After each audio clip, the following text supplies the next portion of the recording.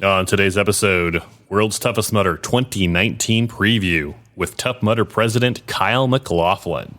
This is the World's Toughest Podcast.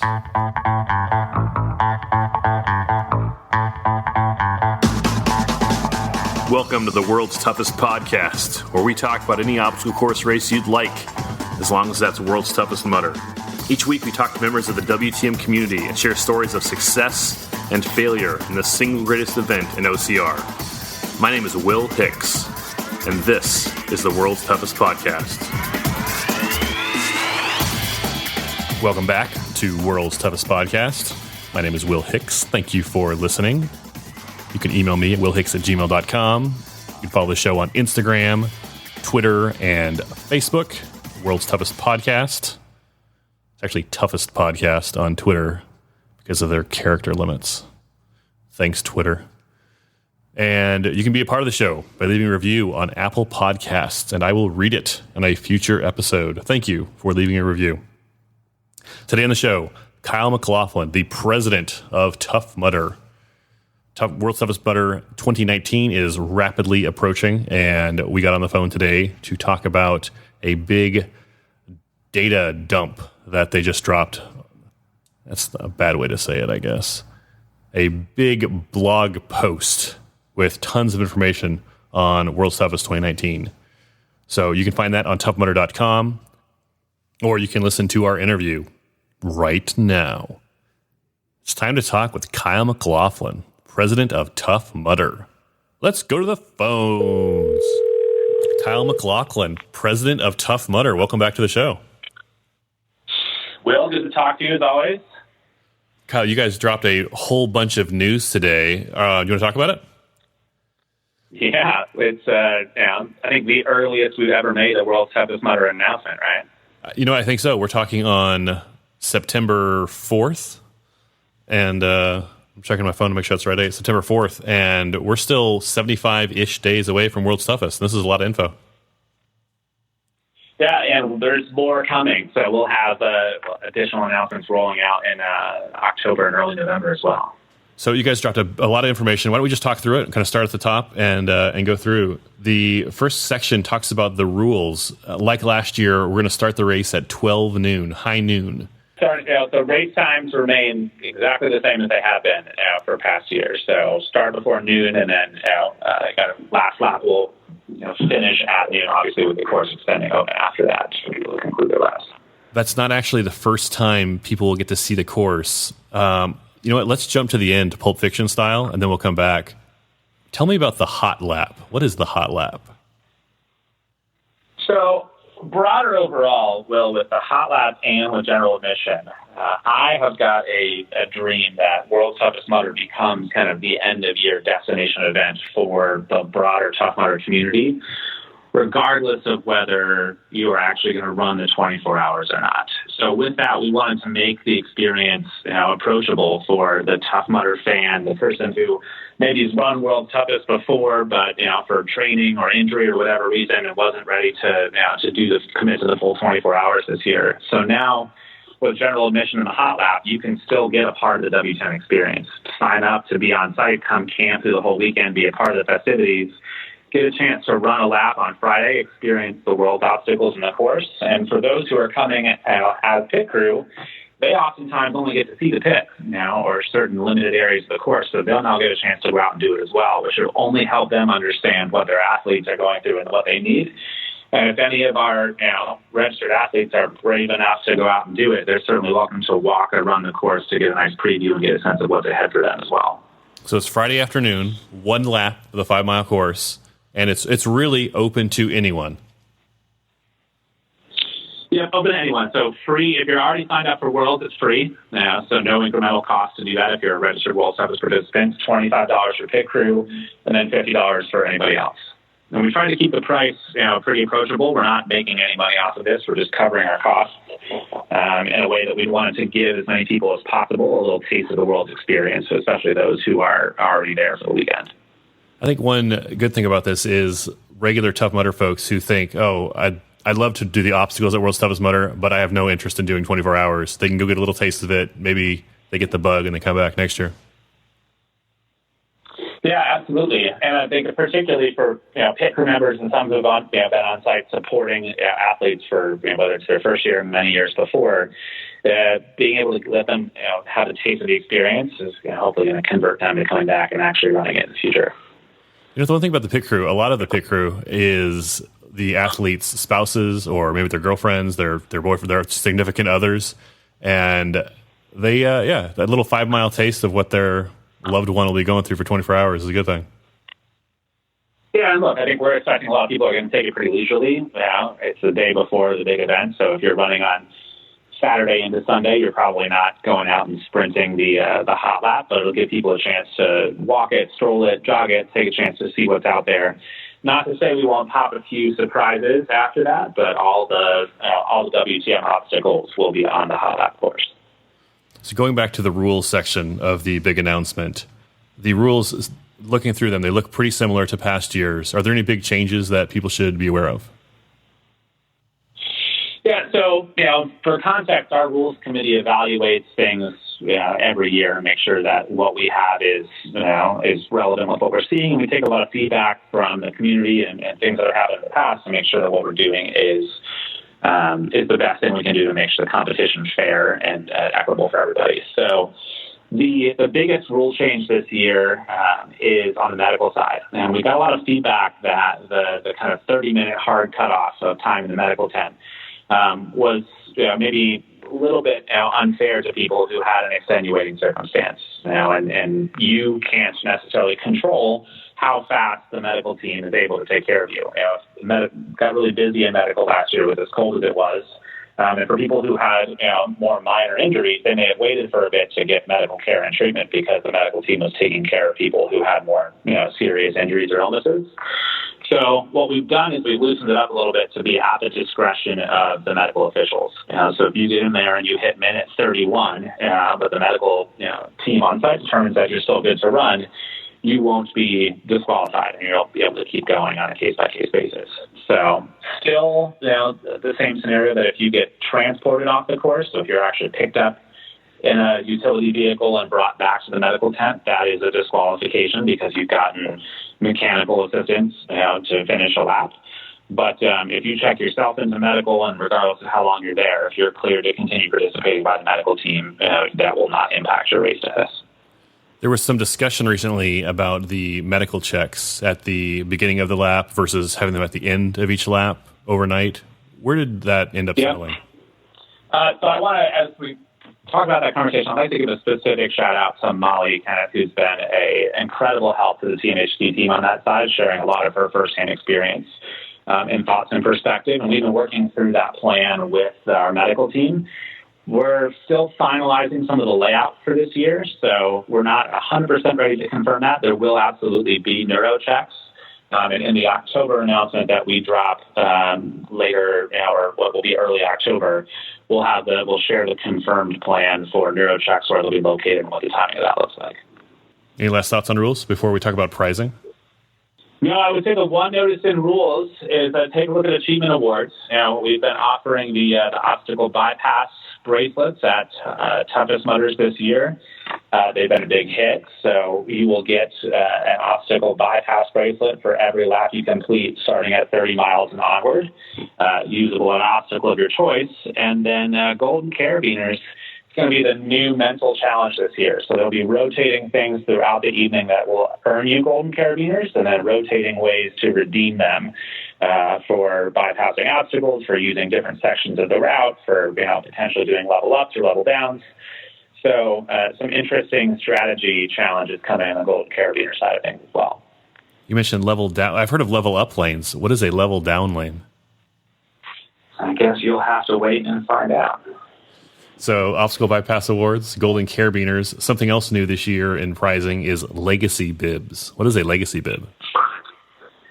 Yeah, so we're kicking off the 10th anniversary celebration, Tough Mudder, heading into the 2020 season. And one of the things we wanted to do was honor and recognize people who've run World's Toughest for 5 years or more. We've always done that as part of the kind of contender status consideration there. but it's now an official piece. So as a 5-year, WTM participant, you will get a special, 5-year anniversary bib, and then that'll get you access to the kind of premier or premium pitch selection time frame, and the closer start kind of right behind the contenders as well. How many people have run 5 or more World's Toughest? Well, if you're going off of the list that we published, it's apparently incomplete. So we are in the process of rectifying and reconciling people's submissions. I'll give a complete number once we've been able to update that. But the list that we posted today is the list that we have from our system.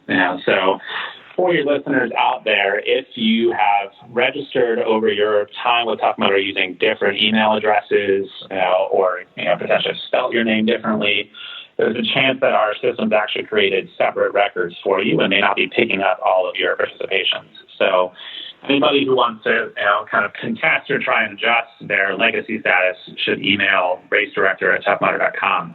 And we've been fielding those all day today, and we'll be making adjustments as needed. So there are 3 main categories for prizing. There are the individuals, there are the teams, and there are the age groups. Let's talk about the individual prizing. What do you get for winning World's Toughest Mudder? Yeah, so with the change to prize money this year, we wanted to still offer compelling prizes in the achievement area. So for individual first place male and female, they'll get the 2020 Holy Grail Pass, which gets them complimentary entry to a Toughest, and World's Toughest next year, and that's good for either the European or the American side of those schedules. And then our second place winners will get their free 2020 WTM entry, and third place will get a free regional toughest entry either in the U.S. or the U.K. as well. And similar for the relay teams as well, each member of the relay team will get those prizes. So a bit more equitable prizing on the relays as to the individuals. And then for our age group winners, we've acknowledged age groups before, but it wasn't until this year that we started actually including them in awards and ceremonies. We've been doing it at the regional toughest mudders. But first place male and female in each of the age groups will get their gold medal age group winner award, as well as a free regional toughest entry for 2020. And those age groups go in 5-year increments for the most part, and then 50 and up is considered one age group. Those are the age groups. They're every 5-year blocks. There's 7 different age group categories. Yeah, 50 and up is the highest. Yeah, 18 to 24 catches the first group there, but we don't typically get a whole lot of 18 or 19-year-olds in that group. There are a couple changes to the team relay category. There's no longer any country bibs for the team relays. Yeah, so country bibs, we've had a hard time in the last couple of years actually getting a full, kind of establishment of countries. And then you ended up with multiple U.S. teams, multiple UK teams, multiple Canada teams.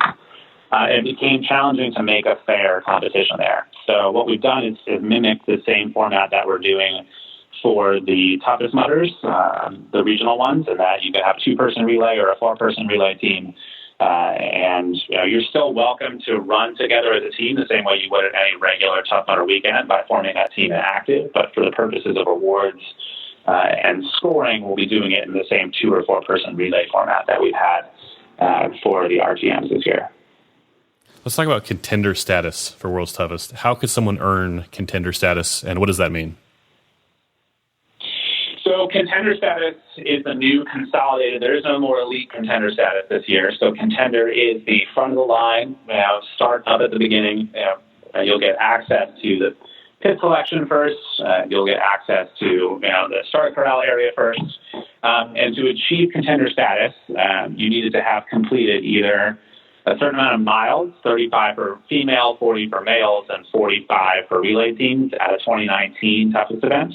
Have a Legionnaire status of 50 or above by Atlanta 2019, or have done 75 or more miles at last year's World's Toughest Mudder. So those will automatically grant you contender status if you believe that you are a competitive athlete who's got a shot at the podium.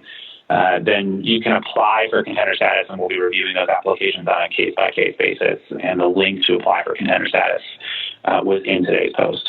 75 miles at last year's World's Toughest Mudder. I think I could count them on two hands and have some fingers left over. Yeah, it was a pretty small group of people. I want to say that it was, two that got over 100, and I think it was 8 that did 75 or more. Yeah, that's the men. I'm not sure on the women. I have to look at their numbers. But yeah, it was a very tough course last year. Yep. The World's Tough... we've ordered the weather to be slightly warmer this year. Let's talk about the weather. Let's talk about the weather. Degrees warmer, I think will be good. Last year was freezing, the coldest one I've ever done. I didn't do New Jersey, but it was freezing. And so the thought was, hey, why don't we hold World's Toughest Mudder 1 week later into the winter? Well, if you remember from last year, Will, a week later in Atlanta, it was 70 degrees. Yeah, so we think we just had we picked a bad weekend. We thought by moving it back a bit that we'll definitely be into warmer weather. Kyle, I'm going to mail you a farmer's almanac, and we'll nail this down for 2021. Surprise venue announcement coming for 2021. So everybody stay tuned for that, and it'll be the big unveil of this year's brunch. Do you want to give a little sneak preview? No promises. 2020 is it's hotly in development, but I think everybody will be pleased with the selection. Let's talk about WTM weekend. This kicks off with the Friday Hot Lap, which we already talked about. What else is going on for the World's Toughest Mudder weekend? Yeah, so as we noted in the blog post today, the theme for this year is community, and it's been part of what we've been talking about all year long as we've been making the big push to get back to our roots. And what we realized is that there are so many great organic events that are happening that are community started and community led. We wanted to get a lot of those onto the official calendar. So we'll have pit check-in Friday morning, and the exact times and thoughts of that will roll out in the October announcements. You'll have the Hot Lap on Friday afternoon. We'll be doing race director briefings on site as well. And then community dinner Friday night. Sharkbait's got a great location lined up. We've heard great things about it. I hear it's right around the corner from Matt B. Davis's house, and he's hosting an after party from what it sounds like. So, and then Saturday morning we'll kick off with a kind of regular schedule of events starting at noon going through, and then brunch on Monday this year is doors will open at 11, and we'll kick off the festivities at noon. And brunch is going to be a much broader award ceremony than we've had in the past. We'll be doing some new awards that will celebrate the community as a whole and not just people who had achievements at World's Toughest Mudder. So again, if you're not running Worlds this year, you have to be there and have to be a part of the experience one way or the other. You mentioned that before when we talked, that you don't want it to be just about World's Toughest. You want it to be about the whole Tough Mudder community kind of coming together at the end of the year. Yeah, so we're going to be putting together an awards committee that's comprised of past award winners, and we'll be scouring the community for inspirational stories and looking for candidates and nominations who truly embody the Tough Mudder kind of core values of personal accomplishment, courage, teamwork, and fun. Sounds awesome. Kyle, I'm looking through the announcement here. Is there anything else you want to talk about? Well, we've got some additional great things in development. We're going to be making more updates and dropping more hints and news as we get into September and October here as well. So encourage your listeners to stay in tune to the groups, watch their emails, and we're pretty excited about the road to Worlds here, 75 days and counting. It's going to be another phenomenal year in Atlanta. Kyle McLaughlin, thanks much. Thanks, all.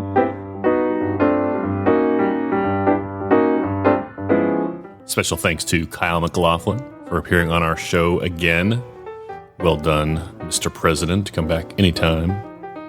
Don't forget to leave a review for the show on Apple Podcasts or on Amazon.com. If you don't have an iOS device, go to Amazon.com, search for World's Toughest Podcast, and you can leave one there.